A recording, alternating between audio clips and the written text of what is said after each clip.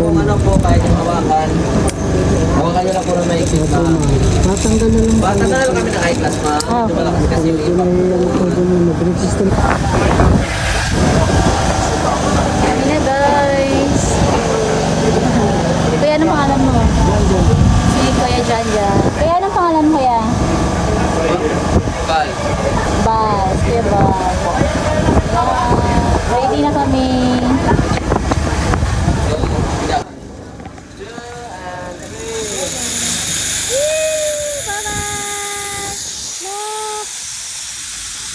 So yun na tangay, ang lakas ng loob ng anak ko, sumabay pa siya sa akin sa pag-zipline.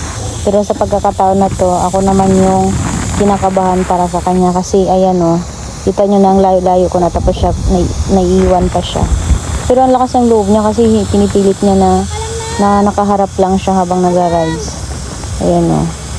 Ako naman yung kinakabahan para sa kanya. Naisip ko kasi na baka nervousin na din siya or kinakabahan siya doon na naiiwan siya at ako ang layo-layo ko na. Pero pagdating sa landing, kitang-kita naman sa mukha niya na hindi siya kinabahan. Agad-agad nakangiti siya. Pag sabing picture, alam niya na kaagad yung gagawin. Nabilib lang din ako sa kanya kasi nga yung mga ganitong adventure sa bata-bata niya pa lang ay kinakaya niya na. Kaya ayan, na proud din ako sa anak ko. Yun lang, nag-enjoy po kami sa pag-rides namin sa zipline ng El Nido. Thank you so much po sa lahat, sa mga nakabanding namin dyan.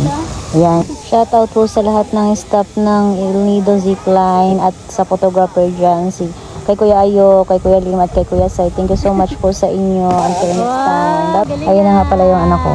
Parating na siya. Picture natin So, diba? Baliwala lang sa kanya. Hindi siya nakarating sa landing kasi nga yung hangin. Tsaka yung bigat niya. Eh, sinundo na lang siya. Ayan. So, okay lang naman sa kanya. Hindi naman daw siya kinabahan kasi alam niya na yung gagawin. Kaya mo? Tapos kita Picture na siya dyan, ah. Bitaw mo na. Dalawa. Yan. Kata mo niya.